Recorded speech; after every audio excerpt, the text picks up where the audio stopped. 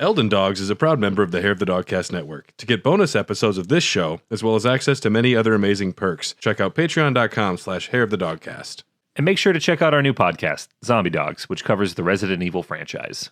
Thanks for listening and enjoy the show.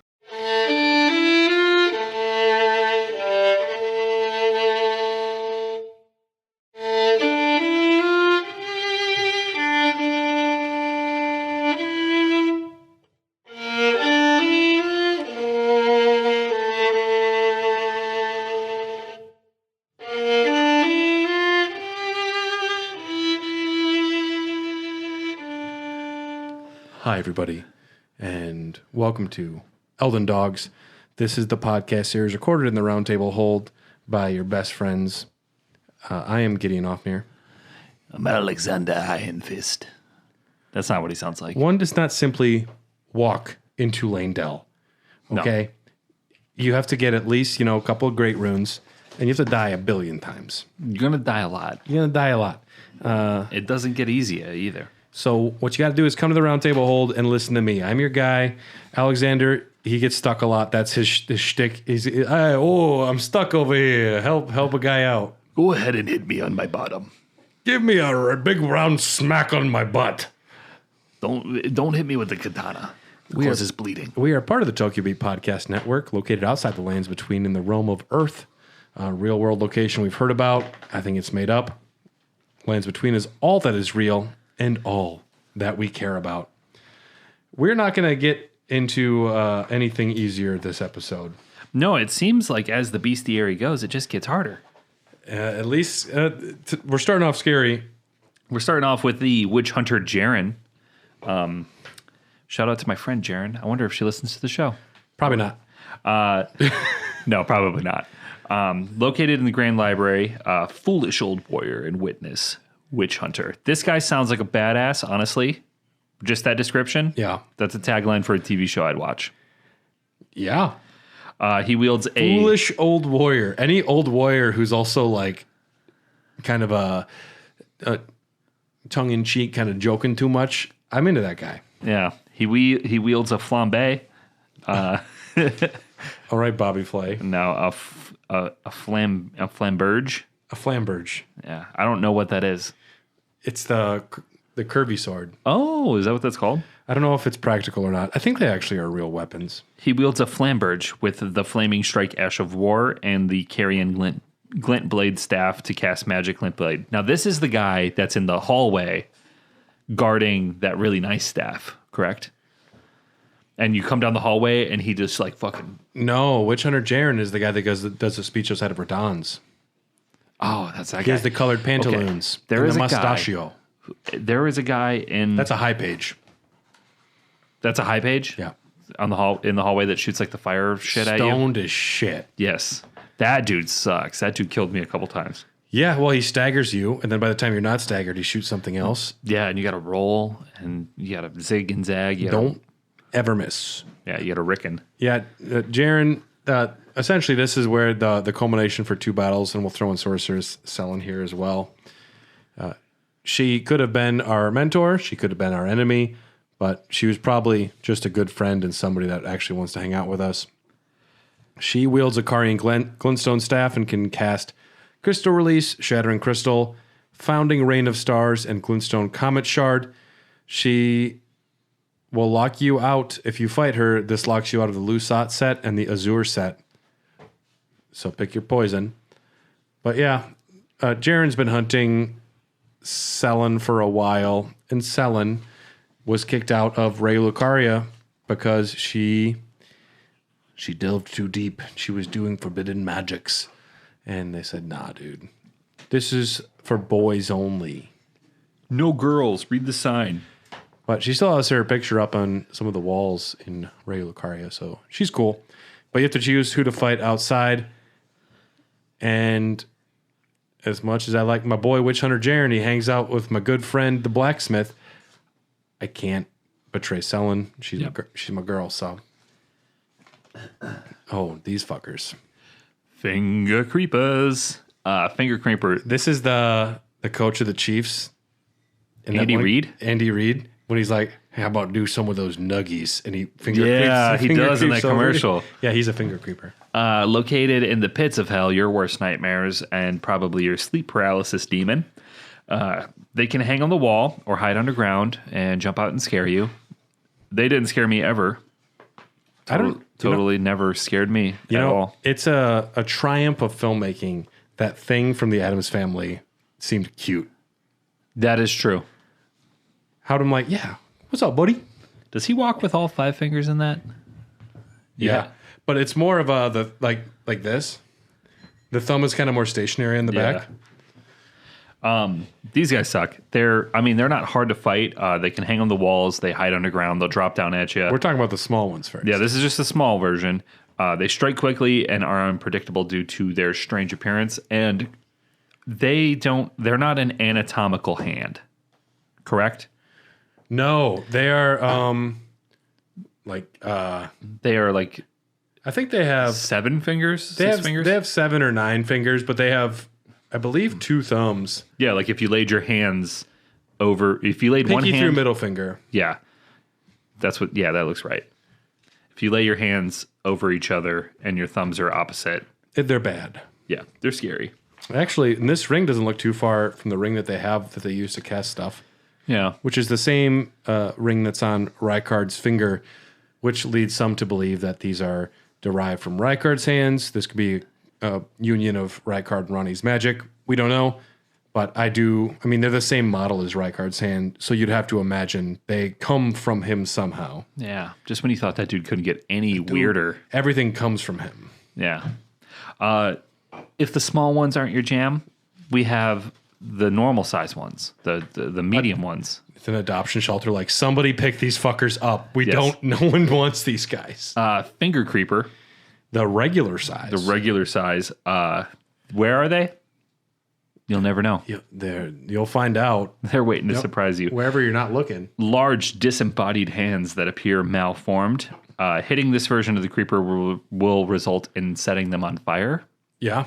And if wearing a magic ring, they can use projectile magic that causes you to become paralyzed, which is just not a good time for anybody involved. You don't want when the Yes. finger creeper's coming towards you. And they will lure you in because they hide underground, and it looks like there's something you can go pick up.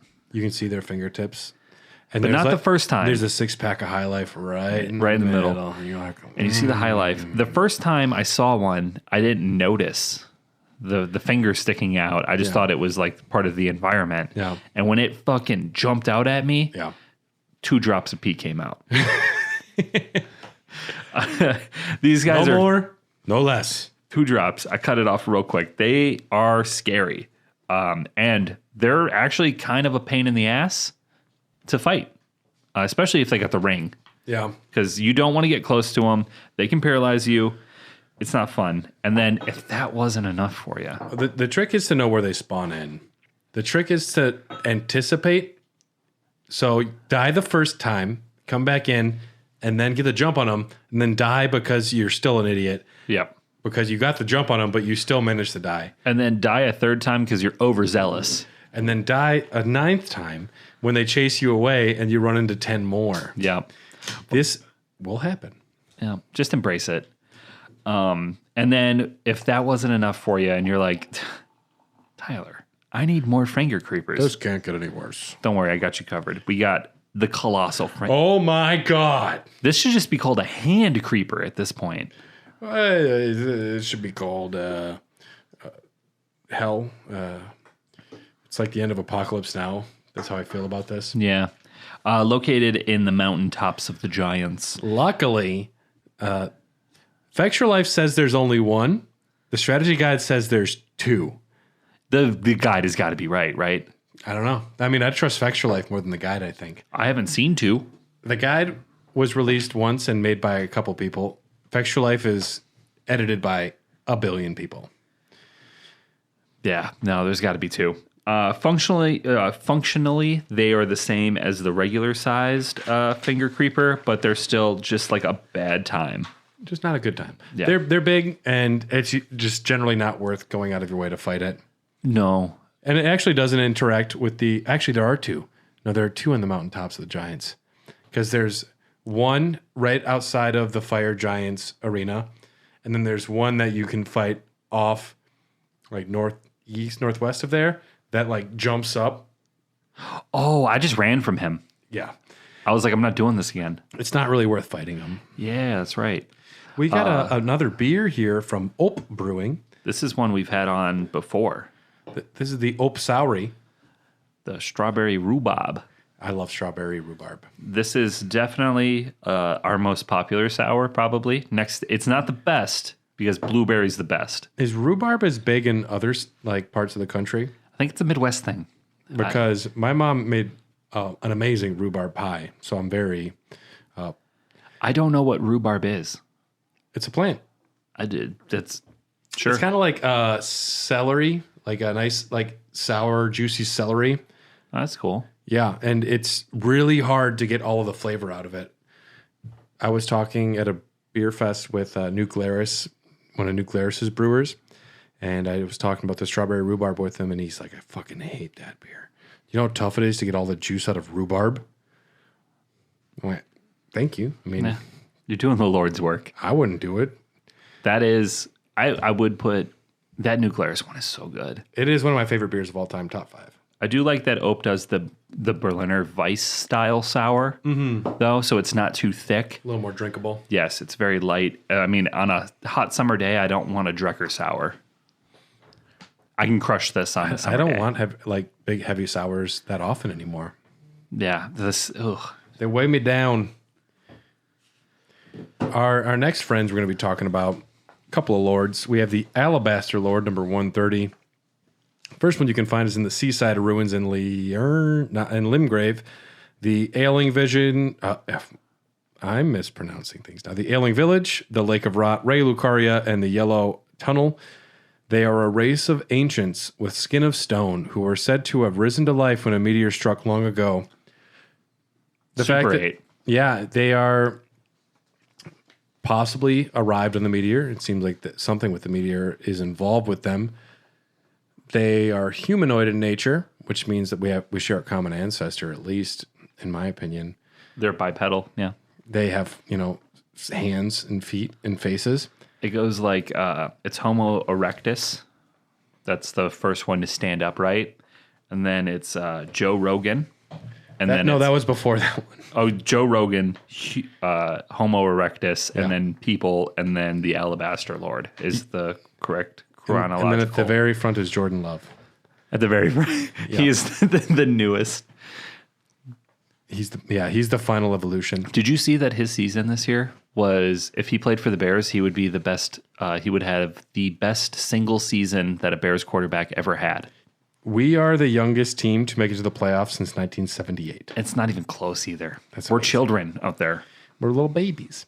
The Alabaster Lords, though, race of ancients, they were called lords in reverential fear of their power. They don't own any land or holds. One of them became a mentor of Radon, taught him about gravity magic. Sounds like a cool graphic novel I would read. They wield a long greatsword. Both variants have a profound knowledge of gravity manipulating magics. The Alabaster Lord, there is a boss in the Royal Grave Everjail. And then there's the Onyx Lord, located in the Yellow Annex Tunnel. Wields a curved greatsword, and there is a boss variant in the Sealed Tunnel. I was Spotifying. Clayman is a band. I don't know if it'd be a good band. Clayman's not that good of a name. I know, but I knew it would be a band. Onyx Lord, Not a band. that's a good name, though. Yeah, there's a playlist called Onyx Lord. But Clayman is a band. They put out an album in 2002, and they have 3 monthly listeners. Their top song is called... More than Anal Fissure. That was bad. Is that what it is? Anal Fissure? It was, you know what? It's in the notes. It's also It's in the It's also Discord. in your search history. which No, you have I cursed. search a lot of music, so it's gone. Okay. The Claymen. Located underground in the Eternal Cities, the warped remains of priests who searched for revelation in service of the ancient dynasty. The Ul Dynasty. They employ two sorcerers that produce smaller and larger bubbles. Use the small bubbles. It ain't working. Bigger bubbles. Bigger bubbles. Try the big one. No, the big one. Misshapen humanoids that move slowly. Misshapen. You definitely wrote misshapen. No, that's misshapen. That's how you spell Oh, I didn't see the extra S. Busted. Misshapen humanoids that move slowly and have a small number of attacks. Very difficult to stagger and impervious to piercing and magic-based attacks. A couple different variants with these guys. They got a harpoon version.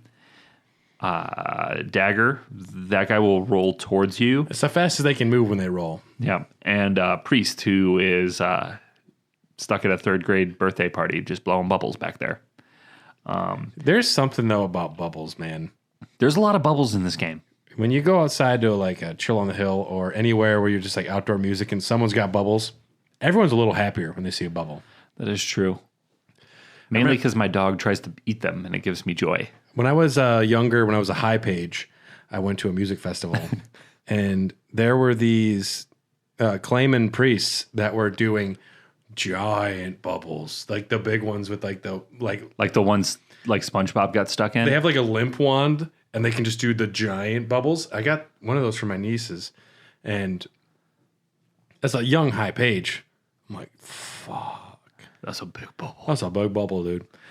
The Claymen are cool because they are pretty much the only remnants the living remnants of the Uul dynasty that we know of, and it's an ancient civilization down there that we don't get to know a ton about. The Claymen, they move slow. They can roll. You can get around these guys pretty easily. Those creeps can roll, though. They don't drop too many ruins either. So unless you have, like, if you're doing a purely physical build, I don't think it's really worth your time to fight these guys. No. And yeah, get what you need. Run in, run out. Yep. They won't even know what hit them. Look out for the giant crab that scared the shit out of me. Our next friend we're talking about is number 133, the Ancestral Followers. Honestly, one of my favorite things in the game. I love these guys, despite that they killed me a lot. They're tough enemies. They're good enemies. They're well designed. Their art style, whatever. Their actual design is really cool. The big boys With the big old horns. They are horn folk who eschewed letters and metalworking. The Ancestral Followers keep their distance from the Erd Tree. We don't want no part of that shit.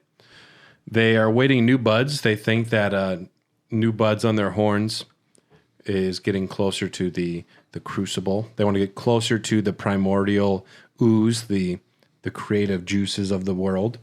They are certain to sprout from their very flesh and indeed their souls. Encountered in both living and spirit forms. There's no functional difference between the two other than spirit forms being able to appear out of thin air. So those are actually bigger dick bags. There is one unique rotten follower. It's our boy in the Lake of Rot. Took a left turn when he should have taken a right.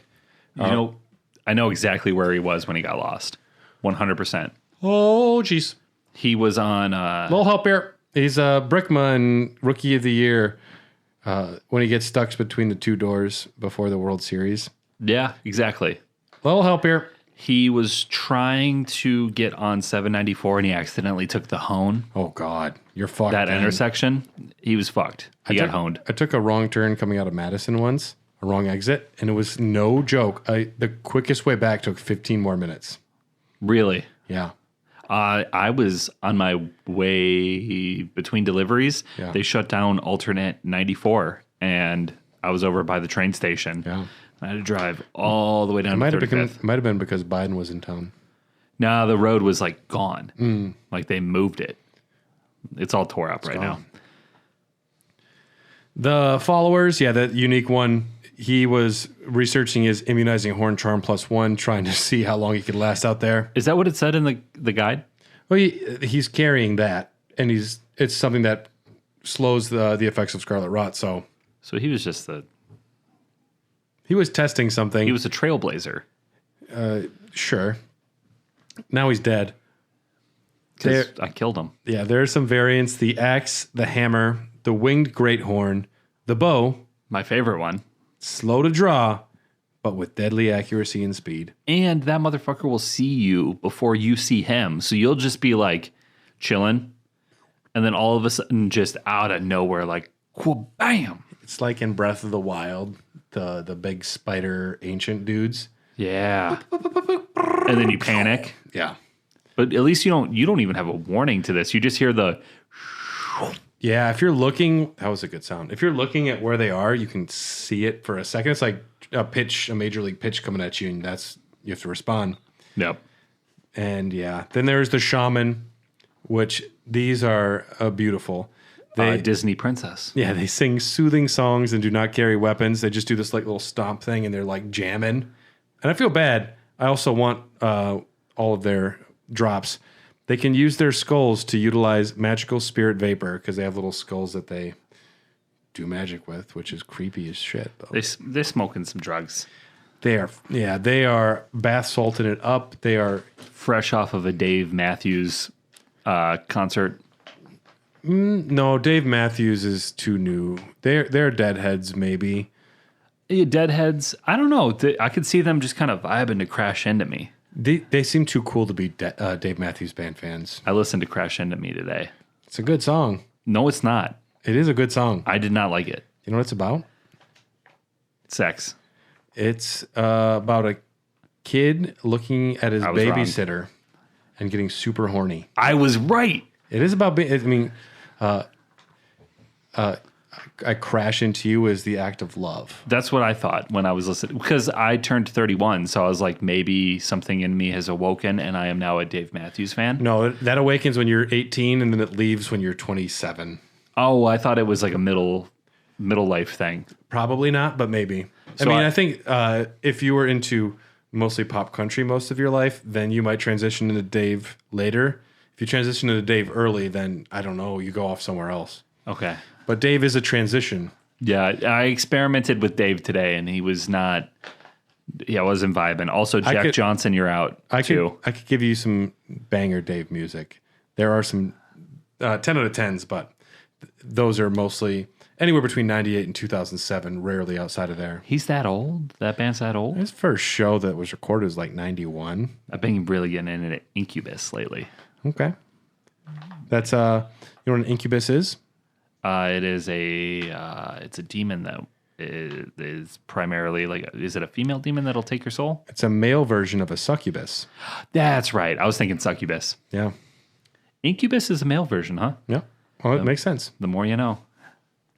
Ancestral followers, thumbs up. We like you. Yeah. Awesome character design. Challenging combat, especially early on if you accidentally go down that, if you get into the Shifra. The Shifra. Lighting the pyres, though, I think will lead to our next couple. Our next little stop here. Do you want to finish out the ancestors or pass them off? You got these two. All right. Ancestor spirit boss in parentheses. Located in the Worshipper Woods, the ancestral spirit exists as a phenomenon beyond the pure view of the Erd tree. Life sprouts from death as it does from birth. Such is the way of the living. Pagan entities worshipped by the ancestral followers, weak to fire and holy damage.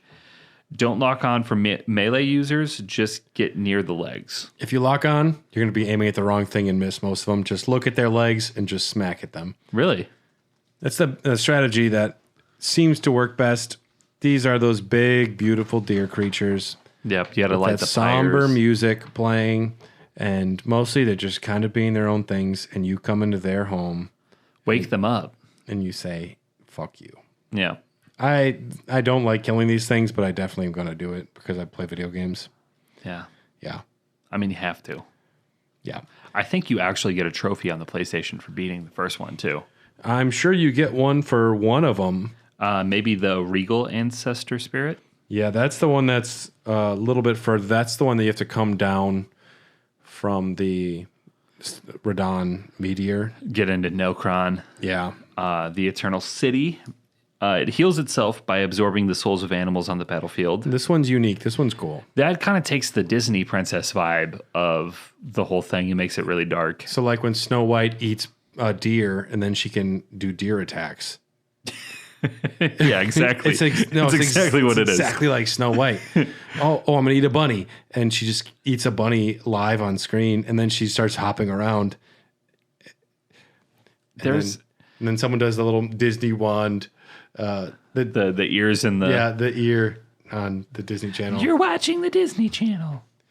And then someone's just cannibalizing a boar and then charging you. It can eat a bunny, a boar, and a ram, which will give it the spring hare hop. Which sounds like a good dance. Yeah, it does. The rushing boar charge or the rolling ram charge. The rolling ram charge is when they just roll. And it's fun seeing a big thing roll that fast. That's my least favorite of those 3 attacks, No, the boar charge definitely. Because I know when it's coming, you can see it, and I never dodge it correctly. You see it coming. I always dodge to the side, but I feel like it's got a really wide path. Like you have to like double dodge to get out of the way, or I dodge too early and it just corrects before it charges. I wouldn't dodge towards it. I would dodge to the sides. And it also, my stupid gamer brain wants to dodge backwards, which just delays the inevitable as it charges forward. Mostly, though, these guys aren't that tough to fight. No, not bad. You might die once or twice. I like but your soul dies when you beat it, and you're going to feel bad. It's not like killing a revenant where you feel like the world's a better place. Yeah, I feel bad for killing the ancestors. They look cool as fuck, though. Our next friend is the Dragonkin soldier. They were born in the Eternal Cities, but unfortunately, they never attained immortality like the stone-scaled dragons of the surface, and soon perished as mere imitations. All right, you have your casinos. Well, we're going to have our own casinos down here underground. And we're going to have more drugs and more money and more booze. They wanted to make their own dragons, the Nox. And so they tried. And these dragons are not the same thing. They are massive foes that share a common moveset of punches, slams, and tackles. Very long reach. Best place to fight them is back by their feet. If you can get there, kind of hang out there. Their heads will take additional damage. These are twisted and malformed and sad creatures that will fuck you up, so they deserve to die as well. But there's one non-boss variant in the Snowfield, Consecrated Snowfield. Huge damage, no reward, and it respawns. Don't fight it. And then there are some bosses. One in the Shifa River. That's the first one you're likely to run into. You can use your horse. Thank God. This was a race for me and Devin, my roommate. He found the one in the Shifra first. And he called me in his room and he's like, dude, look at this fucking thing. Did Devin ever beat Elden Ring? No. And you can open for Social Sig a million times, and you're not cool if you don't beat Elden Ring. Just don't get Brad's respect. Tell him I said that. What's the timestamp on this bad boy? Well, I have to edit a couple things out. It's around 25 minutes. 25 minutes. Well, he needs to be a Patreon, otherwise we'll get this in 3 or 4 months. Yeah. He'll be selling out the Fiserv by the time he listens to this episode. Still not cool if he hasn't beaten Elden Ring. I don't give a fuck. But you could open for Dave Matthews Band. He showed me this enemy because I hadn't found it yet, and I watched him fight it. Yeah. Whooped his ass. And Justin, my brother, still lived with us at the time. Yeah. He refuses to play Elden Ring, but he's like, give me the controller. I can do it in one shot. I love that. Having no experience play the game at all. He died almost immediately. Yeah, of course. And then, so I was like, all right, cool, bet. Now I know where he's at. So I went back to my game, which was the next room over. And about 2 hours later, I found him. Yeah. And me and Devin were texting, and we kind of raced to see who could beat him first. Nice. And I won. And it was a big point of pride for me at the time. But this is the one in the Shifra River that is up top by where the ancestral followers were, or this is the one that was in the Ainsel River where you have to go down like through the little spider spot. Maybe it was that one. It's the one where you can see where you need to go, but you can't get up there. Is it? Okay, that's the first one then. Yep, Yeah, that one's the in the Shifra, Shifra right? River. Yeah. That's the one you can use the horse, and that one's the easier one, but still a fuck. I didn't know you could use I didn't use Torrent. You can use a horse in that one. I didn't know that. There's the Lake of Rot one. Horrible. Oh, how to make a bad thing worse. Yeah, what a miserable spot to run into this. Horrible night to have a curse. And then there's the Dragonkin Soldier of Noxtella. This one's in the Ainsel River. This one can inflict frostbite has a little bit of flying that it can do. And second phase has unique ice lightning abilities. That's their version of the dragon magic down there, the frost light. It was that one. In front of the giant stone. Yep. The one with on the loading screen.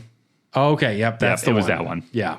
Yeah. That's the toughest one, I would say. The Lake of Rot one's not good either, but you're a little more prepared at that point. Yeah. I think this is one of the coolest big boy enemies in the game. Like, I like the way they look. Yeah.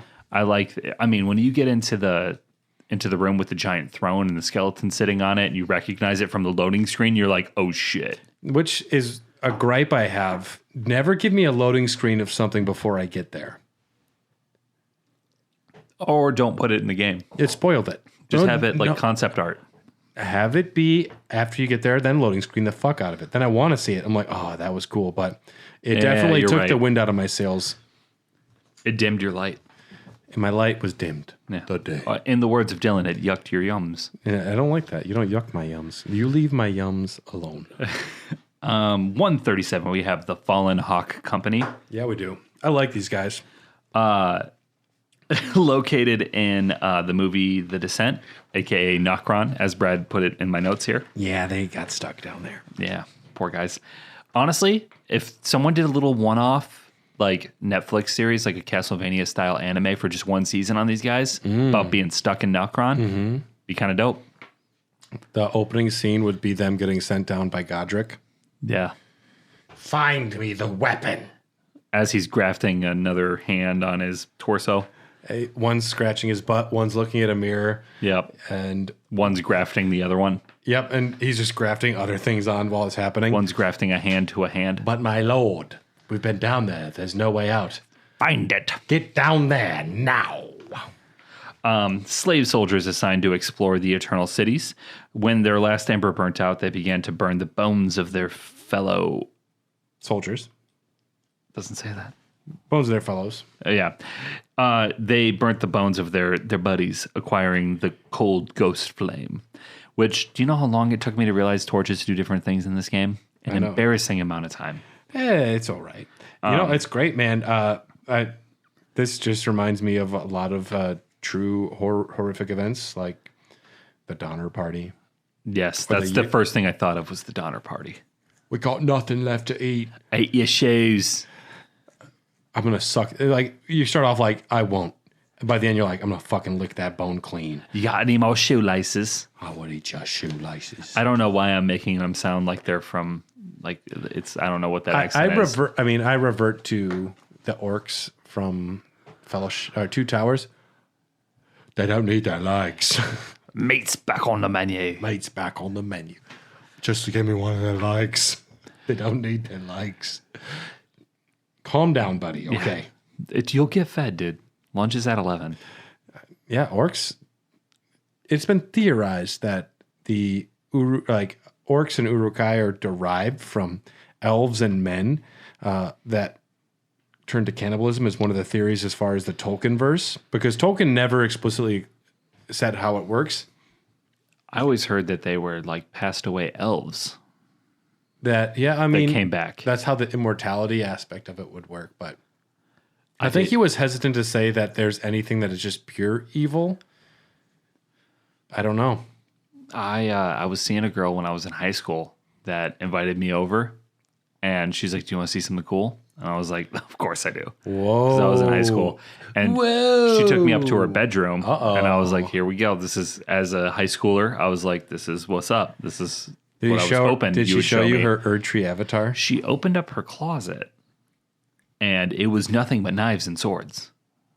Like mounted like you would see like in a video game armory. Like if in the video game you opened up a closet. Terrifying. And she had the Chronicle of Riddick blades. She had Aragon's sword. She also had the... Aragorn. Yeah. Whatever. Aragon's a dragon. I know, but I always say it that way. But one of the coolest. Are you talking about Elisar? Are you talking about Strider? Strider. You fucker. And the coolest thing she had was the actual, like the black blade with the little tiny tip, you know, the ones that they're making in the film, the most common ones. Yeah. She's like, "You want to hold it?" And that is when thoughts of sex. Is that when you lose your left arm? Yes. Lost it? Yeah. That's when thoughts of sex left my brain. And I was like, I want to play with that sword. Yeah. Just for like a minute, real quick. I got a weird story. It was heavy. I was in high school and a new girl moved to town. I wound up taking her out on a date. High school Brad, young Brad. And Still same beard. went to her house and she said, "You want to see something?" In her bedroom. I'm like, "Yeah." She pulled out this thing that it looked like a legendary weapon, but it was a vibrator. It had like 7 moving parts. Needed a PhD to turn it on. It looked like a Bop It from hell. She's like, "I call him Thor." And I'm like, I feel weird about all of this. I feel weird and inadequate. I am a sophomore. I don't have Thor's hammer. And I don't have moving parts. Call him Thor. Boink it. Oh, that's hilarious.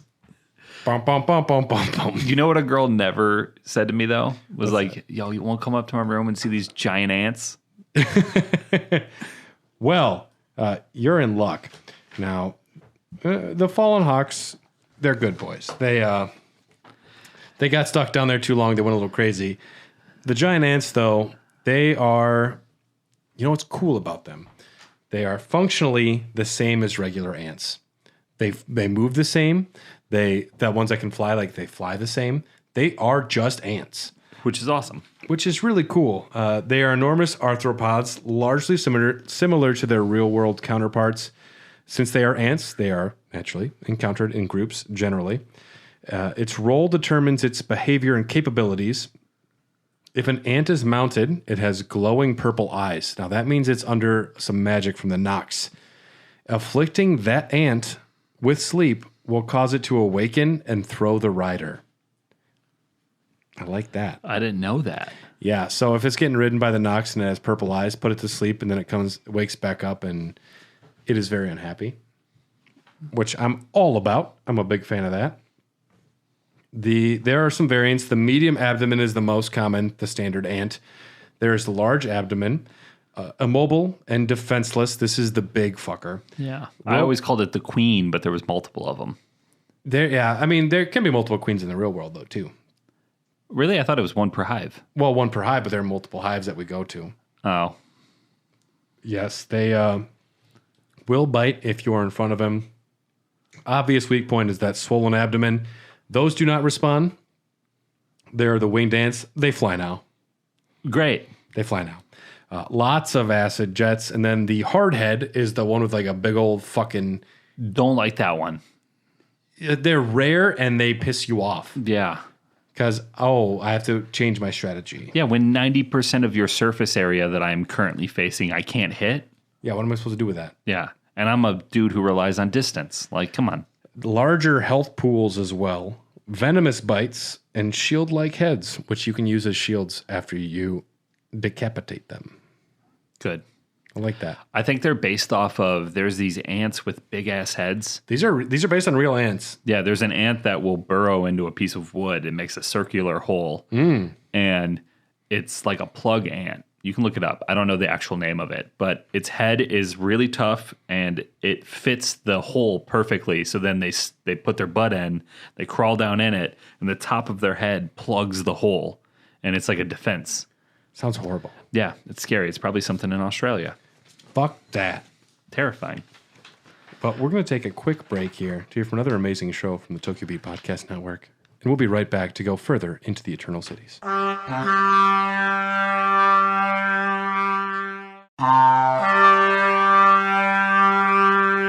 Next up. Tyler, do you like Guillermo del Toro? Yes, I do. Have you seen most of his films? I've seen a few of them. I wouldn't say that I've seen the majority, probably. He did Pan's Labyrinth, correct? Yeah, he did Hellboy 2. Seen that? He did a big old robot one. I didn't see that. Pacific Rim? Yeah, I didn't see Pacific Rim. Pacific Rim was cool. I didn't see the sequel, though. I heard Pacific Rim was good. I didn't see that. It's essentially Evangelion. Yeah, his new movie he's doing. His next one is Frankenstein. What take on Frankenstein, though? Like the original novel? I hope it's a take on the original novel, which is one of my favorite pieces of literature of all time. I would have liked to see what he was going to do with the Hobbit trilogy. Yes. Because it probably would have been just a Hobbit movie. It would have been a good movie. Yeah. It would have been a fucking stylish as hell movie. It would have been Ian McKellen working with a bunch of dope ass puppetry, a bunch of real world effects. Yeah. I just saw that they announced he was going to be playing the creature in Frankenstein not long ago, and I was excited because he was one of the characters in Saltburn. Which I've been seeing a lot about, and it's going to be spoiled for me if I don't just watch it. Apparently, there's a scene that everybody's talking about on Reddit right now. I wouldn't even know what scene they were talking about. It's a scene that involves a lot of improv, and the actor that improved the scene is getting a lot of like media questions about it, and more details are coming out about the film, and it's getting harder for me to ignore it. The ending of the movie just looks like Baldur's Gate 3 for me earlier today. I'll say that much. See, I don't want to do anything when I get home except play Baldur's Gate 3 because I haven't played in like 4 days. So I'm itching. There's a dangerous thing where if you wait too long to play a game, you lose it. It's gone. Yep. And it's hard to get back. That's what happened with me the first time I played Baldur's Gate with my Paladin. Until the hooks got in me, it was hard to keep playing. Yeah, and then once it's got you, it's got you. Once I got to a certain fortified area with certain enemies and I had to defeat 3 bosses, I'm like, I'm fucking in. Yeah. And it's so intense. Like the first time you do it, you're like, holy shit. Speaking of the first time you do it, when was the first time you created artificial life before? That would have been probably about the first time that I encountered that one silver tear. Yes. And Thor. Yes, and I'm not talking about Silver Tears, the artist with 1,837 monthly listeners who only has one song. Silver Tears. Called Always Shine. You need Wait to create for the rain. You need to create a separate playlist from the Raw Dogs playlist that is just Bestiary. It's the Elden Ring Bestiary with the top 5 songs from every Bestiary entry. Man, I'd help with that. That would be cool. Yeah. I'll have to take when we're done with the notes. Otherwise, you just email this and I'll just go through it. I was trying to get that on the notes on the audio. It's a thick stack. It's a lot of notes. We're barely over halfway. Speaking of Silver Tears, they're located in Nokron and Noxtella. They're homes. Yes. They are sentient puddles of dark slime that change its form to attack. Slow, ponderous. They're Alex Mack. Alex Mack. You're younger than me. Who's Alex Mack? The Strange World of Alex Mack was a Nickelodeon show about a girl who could turn into a silver puddle and go through the pipes in her house. I have no idea what that is. You don't? Maybe if I Googled it, I would. She got some weird powers. I don't know where she got them from, but she would travel through the pipes in her plumbing, and it's one of those things. Now that I'm an electrician, I look at things differently from that perspective. I wonder if plumbers saw that, they're like, "That's gross. Yeah, don't do that. That never gets cleaned. That's bad." These little puddles that will change to attack are they're slow, ponderous creatures with minimal mobility until they switch, and then they can get around pretty good. Before they're just like shloop, shloop. That's good. Shloop. Yeah, Shloop. Tony Shaloop. Yeah, Shaloop. Yep. A little monk. Highly resistant to physical damage and immune to blood loss and sleep. So imagine my surprise when I got there and I couldn't make these fuckers bleed. Well, they don't have blood. I know, makes sense. But they could. They have something. They don't have blood. Yeah. I wonder if all the blood in Liza P is black because it's like oil. They're mechanical puppets? They're not living. Oh, damn. The only problem I have with that game is the main character looks like Timothée Chalamet. That and you haven't played it. Yeah. I've watched enough on it to know that I want to play it, though. Mm-hmm. Some tiers are capable of taking on a humanoid form. There's 2 little bastards I can think of when you're doing a weird platforming, jumping from rooftop to rooftop aspect. Surprise! I bet you didn't expect an archer. Yeah, and they fucking knock you off and you die. Invulnerable while transforming, which I thought I was being slick. I was like, I'm going to close the distance and fuck this guy up while he's transforming because he's vulnerable. No, he's not. And then he fucked me up. In blob form, they're immune to all status effects after transforming. They're vulnerable to most. Problem is, when you become a human, you get sad. It's like the Barbie movie. Yeah, and there's no vitamin D down here. There's none. Yeah, you're fucked. Eventually, you're gonna have to get a job and start paying bills, and then you die. Yeah. So why didn't you just become a pineapple? They're happier than us. Yeah, do you know how long it takes for a pineapple to grow? I don't know. A long time. Really? Yep. I like pineapple. Like a year or something like that, which doesn't make any sense. That's a standard crop. How would we know? Like longer than that, maybe. I don't know. When I read it, I was like, how do we keep up with demand? That's crazy. We kill a lot of pineapples. I know. So there's different variants. We have your standard silver tier. Little cute ones. Silver tier husk, which has like a protected, hardened husk on its head. Yeah. What would be its head? Crusty socks. If it had a head. Silver tier electric. When destroyed, it can explode and cause a chain reaction. It also is really into that song, We Gonna Rock Down to Electric Avenue. I was going with, it's electric. Beep, boop, beep, beep, beep, boop, Oh, that's a good one too. beep, beep. Well, we were talking, the hurricane season joke earlier was in my brain, and that's I thought it Pineapple was Express. That's the way it was with my first husband. High page. Silver tier. And then she showed me her Erd Tree avatar. And I was like, I'm in. Then we have the silver tier electric husk, which, all right, so for all of you that have been following along, it is essentially the same as the electric and the same as the husk. And you put them together, and you got a silver tier And those two electric husk. babies met and fucked. Pineapple Express. Pineapple Express. It's real scientific. I don't want to. It's actually super scientific. Yeah. They're not Snickle Fritz. Yeah. Monkeys out of the bottle, man. I guess there's a lot of mimic tiers. The next one is a giant silver tier. This is located in the Eternal Cities, and then these are the balls. They call them giant silver tiers, but they're the big balls. Yeah. Now, there's one rolling down the hill in the Dragon Barrow that just gets summoned in, rolls down the hill, and it doesn't do anything. But in the Eternal Cities, these are the big balls that are sentient. So the lore are just their silver tiers that decided to become balls. They always drop a larval tier, which will help you respec, minus the summoned roly boys. But yeah, the ones like it, the Dragon Barrow.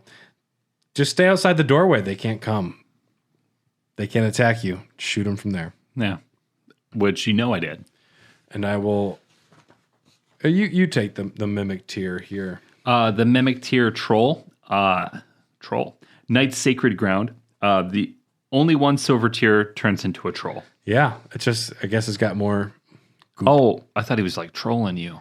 No, he turns into an actual troll. He turns into an actual troll, which is cool. I'd like to see more of the mimic tiers in other sentient life forms, but you don't, unfortunately. Yep. And then this is the point in the podcast and in the Bestiary where we get to, if it wasn't Moonveil, this is the biggest crutch I had in the entire game. The mimic tier boss. You love to see it.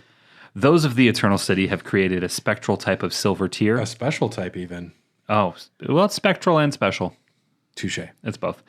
Capable of completely mimicking its opponent, along with any spells, skills, and armaments they may have.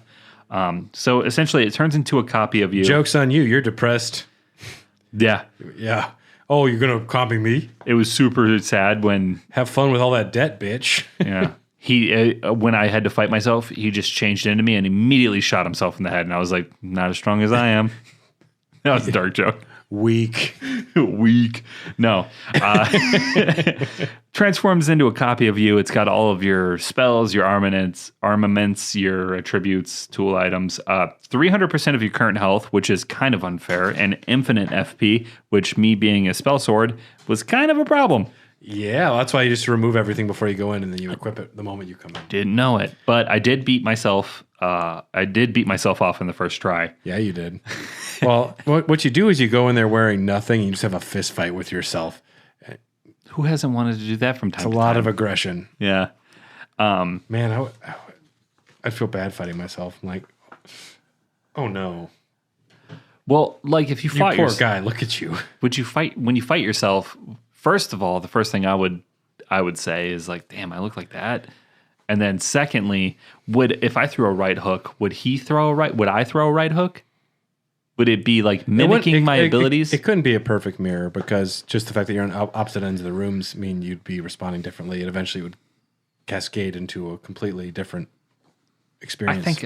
I don't want to be like one of those. Eventually, if a mimic tier became you 30 years from now, you'd be very similar, but one of you would have been on the Dave Matthews Band tour and the other would have been following Incubus. Yeah. That's true. Because those are the different paths for you, Tyler. I was faced with a decision today, and I chose Incubus. And you chose the right path. Yeah. You can find there's a boss in the Shifra River and the Stray Mimic tier in a hidden path to the Halo Tree, which I didn't know. Yep, you have to jump off a fucking walkway for no reason to land on an invisible walkway, just because. And there's a mimic tier down there. This is a game-changing moment. I don't know how patches have worked because I haven't played through the game in a while. You don't get the mimic tier from the boss battle, but you do get it in a chest right around there. Yes. But, I mean, for me, this was to have two of me. Yeah. Someone at work asked me the other day, they're like, would you rather have one full-size clone of yourself or 5 half-size clones? That 5 half-size is so impractical. And I was like, what am I going to do with that? They're going to get taken into the government right away. Yeah, give me one full-size clone. I can be 2 places at once. And if I ever need an organ, it's right there. You have to be careful, though. You know your phone's listening to you right now. So? If it heard you talking to yourself, someone would be aware of it very quickly. Oh, you mean if I actually had a full-size clone? It would be nearly impossible to hide a clone of yourself. So I would have to wait till I learned sign language and then clone myself. What I would do is I would find a very, very deserted cabin with no technology, no internet, no none of that. And I would have one of us live up there, and then we'd swap out every month. It's just for some R&R? Well, you couldn't have 2 of you just show up and get away with it, I don't think. I don't know. It's small walkie. I would be found. Just the fact that I can mention the Ringling Brothers Barnum and Bailey Circus, and I know just by saying that now, Instagram will be like, let's go to the circus, Brad. I was like, whoa. You ever been to Baraboo, dude? Yeah. I'm like, shit. It's going to be great. No, this is a great moment in the game because you get a super powerful crutch to help you through the rest of the game. Having 2 of me throw glintstone pebbles at shit was just chef's kiss. Chef's kiss. And I abused the fuck out of this. But it does, when you summon it, it does use HP instead of FP. So you have to take a health hit to get this guy out there. But depending on your build, it'll be interesting to see when I get to the point with my melee build if I do the same thing. Because like having 2 of me that close, I don't know if it's worth it. There's better summons that you can do. I would start a podcast with my mimic tier called Good Cop, Brad Cop. There you go. Yep. And we'd have the same opinion. It wouldn't actually work. But one of us would be... Well, actually, I'd just do a character. I'd be like a really nice guy, and the other one would be like, yeah, but fuck that guy, am I right? I'm the Brad Cop. Yeah. It might be horrible. Well, I could always introduce him as like, I'll shave his head, and I'll hide him in my basement, make him work out a whole bunch, so he'll be like... Give him neck tattoos. Yeah, and I'll be like, this is my long-lost twin brother that I didn't know I had. He was raised in Russia prison camps. And he's like, hello, my name is Tyler. Our friends, the Nox, there are a few different versions of the Nox. They're the Swordstress. They are in both of the cities. Long ago, the Nox invoked the ire of the Greater Will, and they were banished deep underground. Now they live under a false night sky, in eternal anticipation of their liege, which is not going to come, unless it's us. It might be us. Of the coming age of the stars and their lord of night. Particularly dangerous when riding flying ants. Long reach when they're using their flowing form ability, so they can take their weapons and turn them into the liquid long reach things. Liquid, like Mr. Fantastic slapping a bitch from across the room. They have Mr. Fantastic arm slappers. Their swords can turn into whips, which is a great thing. Or their maces can turn into whips. There is a boss version of them in Celia. along with the Nox Monk, which is the male variant of the Nox. When we did the Nox, isn't it a society? Was this the society that was ruled by the women? They are largely ran by the women. Yeah. Okay, I just wanted to make sure I got my. The men actually, they still have a purpose, but they are not at the top, which is fine. Probably good. Yeah, I just thought it was interesting that they put that in the game. Yeah, the Nox Monks use a flowing hammer, which is a hammer and a whip because of its flowing nature. They can turn the hammer into a different weapon, and they have 2 shields with spikes in the middle. They can also briefly turn it into a large silver gauntlet when the player gets too close, slamming it down on the player. But that is a rare technique when they can take their hammer and turn it into a gauntlet, and then boom, right on top of the player. And this is also part of the duo in Celia. And then there is the Nox Night Maiden. These Nox you're only going to find generally right around the Eternal Cities. The Sorceresses are the most common. You'll find some of the monks, though, only in Noxella. But the Night Maidens can be found both places, but they are the bosses. They have twin crowns indicating their high clerical rank, and their eyes are hidden with silk. It's a distinctive headdress. They wield small knives to launch a flurry of swift attacks, and they have the Night Maiden's Mist, which generates a lingering forward cloud that deals continuous damage as long as you are exposed to it. The Nox are great. I wish we could learn more about them. I wish we could just some more lore, some more information, but they're banished down here. They created the Silver Tears. They created the Albinarics. They're one of the largest civilizations in the Lands Between, and goddamn fascinating an underground civilization. I'm a sucker for that. Yeah, especially since like we're introduced to underground portions of the game already at this point, and then after Radon, we get another one, and this is like the heavy hitter one because there's a lot of storylines that run through here. Underground's big. It is a big portion of the game. This is my favorite portion of Underground, and I think it's because it's the bulk of the content, and with Randy's storyline, like you're gonna be here. I prefer this to the Lake of Rot and to the Forgotten Eternal City. I ran through here with a puppet once. Yeah, our little doll. Yeah. And you talked to it and you put it on your knee and you said, "Aren't you my little friend?" Yeah. And then she started talking back and you said, "Oh, shit, damn."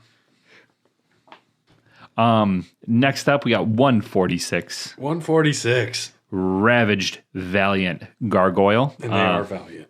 Yeah, they're located in Lindell and the deep root depths. Ugh, that's tough to say. That's a lot of words. It's almost like a little mini tongue twister. Yeah. Called Broken Statues on Fextra Life. It's interesting that they don't even refer to them as gargoyles on Fextra Life. Well, a gargoyle is a statue. The thing is, though, when they refer to gargoyles on Fextra Life, it means the big guys. Like the one that's outside the dude that eats death? Yeah. The Bestial Sanctum. But the Ravaged ones are like the sitting torsos. Yeah. That is weird. Yeah. They're immobile, but they shoot projectiles at a long distance. Not quite like crayfish territory, but still, you'll get bit. You'll get bit if you're not careful. The problem is they're largely set up in the deep root depths when you're trying to go up the branches to get to Fia. Yep. And that's where they get you. There's not a lot of room for error. You're kind of on a strict path. Yeah, they're mostly not bad, but deep root depths are the only place where they have a big advantage. High ground is a real thing. Yeah, up next we got the Valiant Gargoyle. So not Ravaged, just Valiant. Just a regular old gargoyle. The missing parts have been mended with corpse wax, a patchwork of champions. That's pretty solid. That's pretty heavy metal. Yeah. I'd watch Valiant that movie. Gargoyle could be a band. Yeah, these are highly mobile, unlike their Ravaged counterparts. Very aggressive. They're constantly flying and dashing around the arena. Plus, they're big. It's very helpful when you fight them, like in the Aqueduct, because it's just such a big arena that it's kind of gives you more room to move around. Yeah. No band name. No band name here. No. They are immune to status ailments, resistant to all other damage other than strike. And yeah, there's 2 different variants, the Twin Blade and Axe or the Sword and Halberd. There are a decent number of these bosses at the Aqueduct, the Capital Outskirts, Lanedell, and the Ashen Capital. This is the one where the duo was fun because instead of getting a second phase, you just get another helping. It's like, and from the top rope, Macho Man. Like, no! Like, just when you're about to pen Stone Cold Steve Austin and win the WWF Championship. Vince McMahon comes in. All of a sudden you hear, no chance.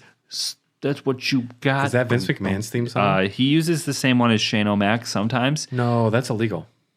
It's his son. He can do whatever he wants, I guess. And he's his boss. Yeah. That man's crazy. The gargoyles that was a tough battle for me. I had to come back to it. I got my ass kicked real hard. We're drinking a seltzer now. From Ope. H2 Ope. Yeah, that's our seltzer brand. I didn't know that. Yeah, H2 Ope is our seltzer brand, and this is my personal favorite seltzer. We have the strawberry lemonade. It's a pun. They're very popular, especially with puns or the seltzers? Puns and the seltzers, but people come up all the time and they're like, I don't like beer. What should I drink? And I say, well, you're at a brewery, so like that was your first mistake. But I got seltzers. And also, what do you mean when you say you don't like beer? Do you not like regular beer? Do you not like hoppy beer? Do you not like craft beer? Do you not like hazy IPAs? Do you not like malty beer? I'm going to throw you into a pit with a Valiant Gargoyle. And they're going to sort this out for you. Twin blade the shit out of your ass. And the Black Blade Kindred are a variant of the Gargoyles. They are also mended with blackened corpse wax. Such is the mark of those who serve Malekith the Black Blade. That's got to be a bad name. They are the Black Blade. The Black Blade. Are Black Blades. They are almost invulnerable to holy. They are outside of the Bestial Sanctum. They are in the Forbidden Lands. You don't see a lot of Black Blade Kindred, but, I do like them. After that, 149. You got Fia's Champion, located in the Deep Root Depths. The 5 greatest warriors of Fia, the Deathbed Companion. They each come in waves and wield various weapons of their choosing. 1 online hug data. What does that mean? Yeah. That's for when you hug her, they take all of your data and they make it into a champion later on. Oh, okay. What if I hugged her like a whole bunch? That's creepy. Is it just like what it means is you have issues. I mean, the Lands Between is a very tough place, and maybe I just needed a hug. And then it started flying and using like blue lightning, and I think it was a dragon man. I fought a bear, and then there was another one, and it was bigger, and apparently they're called rune bears. There's these fingers, but it wasn't a normal number. It was a lot. It was a lot that jump out of the ground. There was a 6-pack of High Life. I tried to grab it. Rogier. Sorcerer Rogier will be one of these champions. And Lionel the Lionhearted, and 2 acquired from an online hug data. So it's going to take 2 people that also hugged Fia, throw them in the mix. I like that Elden Ring does this. I like online hug data as a thing. Yeah, that is. It confused people. It confused people online for a while. They're like, "Where is this information coming from?" Because they could tell that it was clearly like a player build because it looked stupid half the time. Yeah. So they were data mining and they found out, it was from all of the creepy hugs. So my spell sword fought someone somewhere. It's fun to think about. Yeah, my person was fighting someone somewhere at some point, and that's awesome. I'm proud of them. They died, hopefully. Mine didn't. He did real good. That brings us to number 150 on our list. The Lich Dragon Fortisax. They are in the Deep Root Depths. I didn't even put down the lore. This is Godfrey's homie. They were friends. They fought in the Dragon Wars, whatever they called it, the Ancient War. And after Godfrey beat him, Fortisax said, "Yo, I appreciate you. I can tell you're the real deal. Let's be friends." Sibling to Lanciax, who may or may not have turned into a human and may or may not have fucked Festering Fingerprint Vike, because that's what we do. And her stronger counterpart is Fortisax. His red lightning became tainted with Deathblight while trying to help his friend Godfrey, Prince of the Dead, So yeah, his buddy stabbed the Knight of the Black Knives. He stuck around trying to help it. Sir, you can't go in there. You're a dragon, and this is a hospital. And plus, he's contagious. He went in there, got the death blight. Fortisax is one of the most heavy metal looking bosses, one of the most heavy metal looking arenas. Honestly, the name alone. And the battle is just a big old wet fart. He goes down much easier than he should. Surprisingly low defense, powerful attacks that cover a large area, but I have never done more than 2 attempts on this, any of my playthroughs. Phase 2, at 60%, Fortisax's lightning spear will enter the arena with rising on his hind legs. He raises both arms to grab 2 massive bolts of red lightning before slamming them forward. The best thing you can do is go watch Fatih Vidia's cinematic as hell footage of this boss fight, because Netflix just needs to give him a deal. there's too many loopholes that I have to jump through to get that content, because they're using Elden Ring proprietary information. Get the man in the inner circle.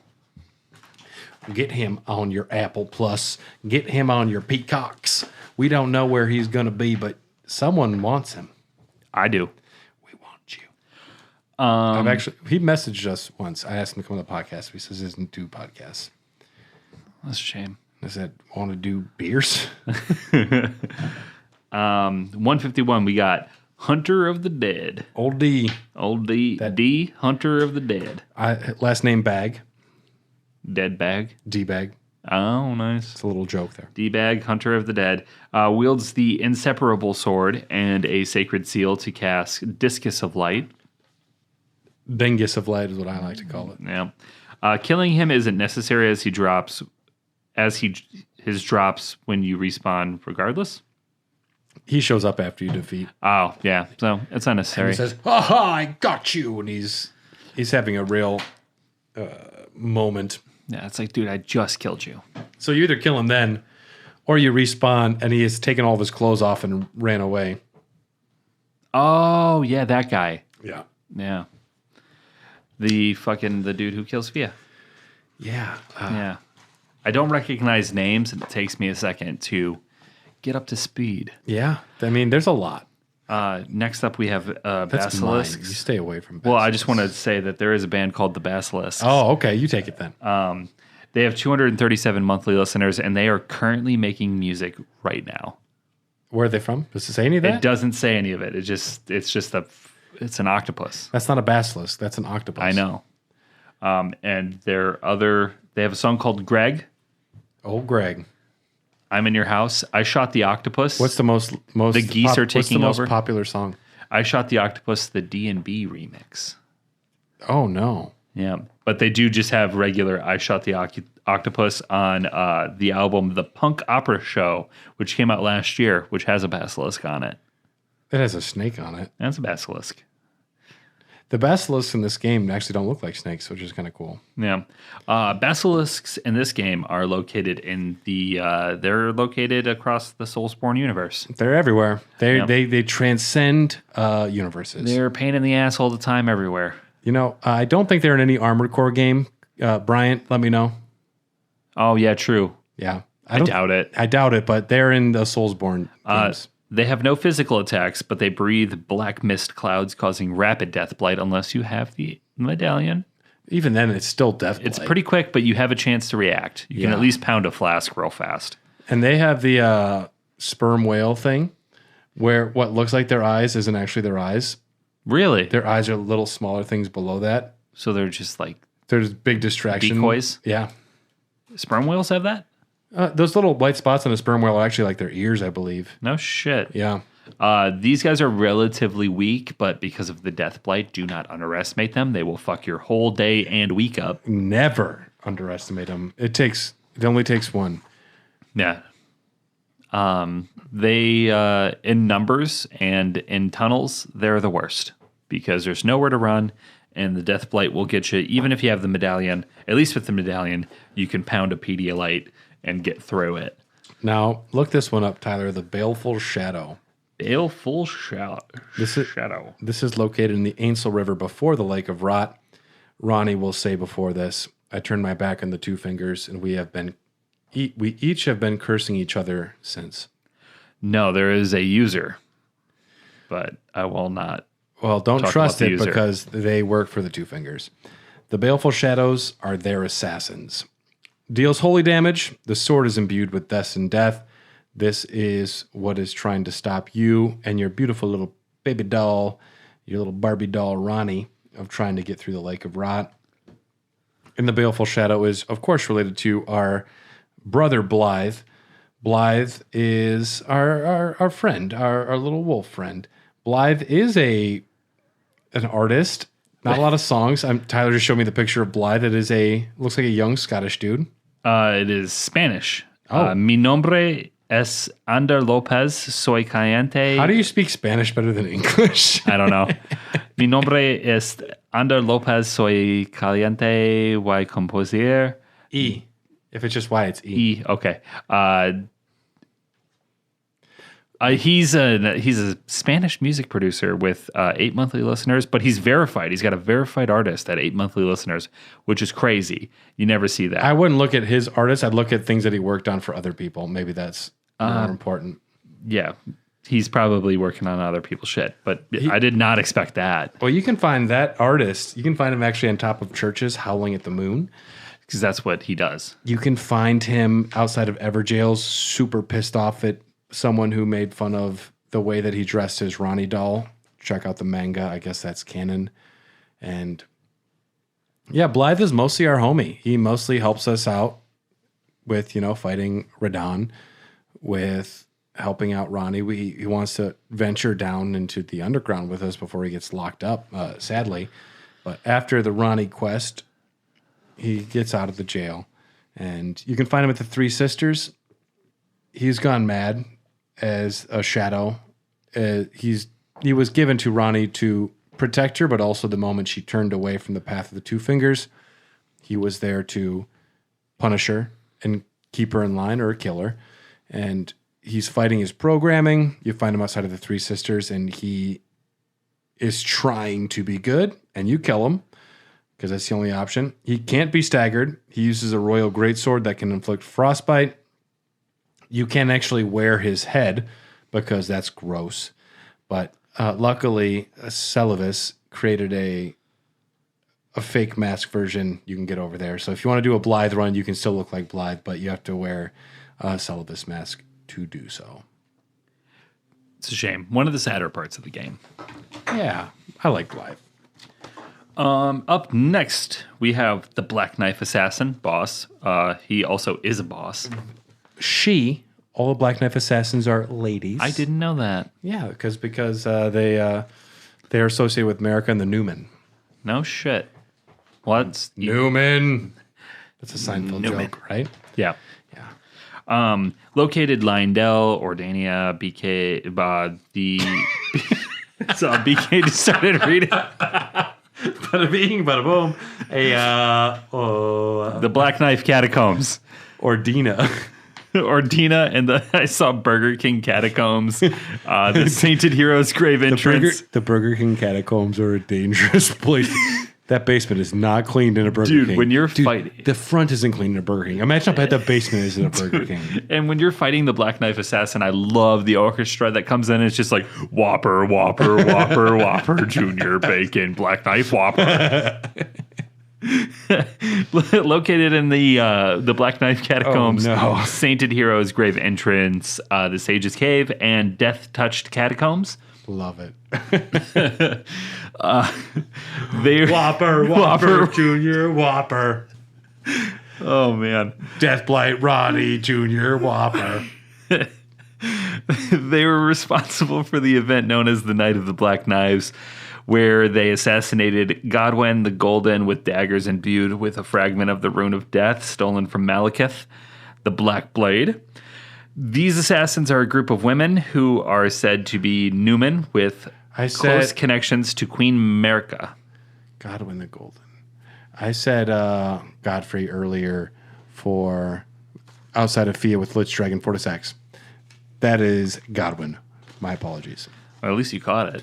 Yeah. That would have been super embarrassing. Egg on my face. It's almost like saying Ordinia. That one's fine. Fleet-footed opponents with several deadly tricks at their disposal. Charged up link dagger attacks. The Blade of Death. She will pause to empower the blade before launching energy at you, which is a real bitch. Invisible variants, which we don't like. We do not like them. They will require Sentry Torch for constant identification. It's not polite. And at this point, I still didn't get the torches, so I was just running around waiting for them to show themselves. And then Spirit Ashes can also see through their ruse. So at least your Spirit Ashes know what's going on. I like that. Yeah, my little demi-human horde that I had running around with me were like, I see him, he's over there, partner, go get him. Yeah, I like that. I mean, you can find most of the Black Knife Assassins from the Knight of the Black Knives, which is I think in terms of lore, the Knight of the Black Knives is the most intriguing bit to me because it's like it kicks off so much shit. It's very Song of Ice and Fire. Yeah, it's very... it's very George R. R. Martin. Yeah, super. I would like Red Wedding. I would like more Rykard in his life going to foreign lands and meeting a young dancer and getting eaten by a snake. I would like to know more about Radon's years learning from an Alabaster Lord and his horse Leonard. There's a lot. I'd like to know more about a lot of it. Electo is the Black Knife ringleader. She is in the ringleader's ever jail on the Moonlit Altar. She led the assassins, and she carries her dead daughter's spirit ashes, which I hope brings some conflict to her, because it would to me, using your dead child's spirits. But she has a destined death windup. It takes a lot of time, so it gives you ample time to run the fuck away. And yeah, she's on the Moonlit Altar. She actually fucked me up so much on my recent playthrough. And when I did finally get the best of her, joke was on me because I died and she died. I lost my runes. I didn't get her runes. And when I respawned, it loaded me outside of the map by like 100 miles, way northwest of the continent. I just dropped and died. So I lost all the runes I was carrying. I didn't get anything from her, but I did get the battle. So you won the war, or you lost the war, won the battle. Either way, she got the last laugh. Nishkeet. That's it. That's it. That's all we got today. That's all we got today. We're gonna. I like to end on a nice boss. Yeah, that's a good move. And that seems like the right spot. So that episodes 3 and 4 got us through Liurnia was episode 3, and then episode 4 took us, through the undergrounds and the Moonlit Altar. So we're in a pretty good spot right now. So that got us to number 156. There are 250 enemies on our list, which is a very nice round number. I might have moved a few things around to get it there because I like round numbers, but I was surprised when I saw where it ended. I thought it was going to be like 261 or some crazy shit. No, I definitely added up probably a few more NPCs to make it up, but this has been Elden Dogs. I am Gideon Offnear. I am Alexander Ironfist. Remember to get your pets spayed and neutered. Remember to hit me on the rump. And lodge me free. Like I said before, make sure your pets can't procreate. It's dangerous out there for pets. It is. And if you are tarnished, you're not worthy. And say the fuck out of my house. Unless you got a great rune, then hi. I mean, come on in. Tell me about... Do you know about this? Do you know about this Mogwin guy? But we are part of the Togepi Podcast Network. Check out all the other amazing shows. If you want access to these episodes way, way ahead of time, we're talking half a year probably at this point. Check out patreon.com/sharethedogcast. It's worth it. There's a free trial. There's a lot of exclusive content as well as access to our Discord, which is a community of wonderful people. And yeah, we're on there every day. We're talking about the video games we're playing. We're talking about the movies. We're watching the books we're reading. They're talking about music. People, you guys are going to make me read a book. House of Leaves, that's what's the hot topic right now. Yeah, you're going to make me read it. It's good. I can borrow it to you. I have it right here. I started a book club at work. Well, a free library. Yeah? Yeah. I want to try and read Okay, more. no, you said two different things. One of them is a book club, and one is a fucking box outside of your house where people can just No, leave we their- have lockers at work, and one wasn't being used, so I took a piece of duct tape and I wrote book club on it and slapped it across there. And then I very quickly realized that that's a free library, not a book club. But I'm a man of my word, and now book club is free library at OPE for the employees. And there's one book in there. So don't check it out because you can't, folks. You don't work there. You get hired, I'll give you a book. We'll give you 2 books if you get hired. Yeah. And yeah, special thanks to all of our executive producers: Rykard Kristinik, Malekith the Black Blade, Blaggard Big Brian Ward, Jordan Hoslow, Sorceress of Blood, Festering Fingerprint Phil Wright, Primeval Sorcerer Philium Birkin, Knights Cavalry Cole Del Gardno, Bell Bearing Hunter Bryant Ross, and Crucible Knight Kelly Gutowski. And yeah, we will see you next time. Hopefully we are done with the DLC at this point and playing Elden Ring 3, but we'll see how that goes. Elden Ring 3? Yeah, we're skipping 2. Okay. Might as well. We'll see you next time, everybody. Goodbye. Eat your vegetables. Don't.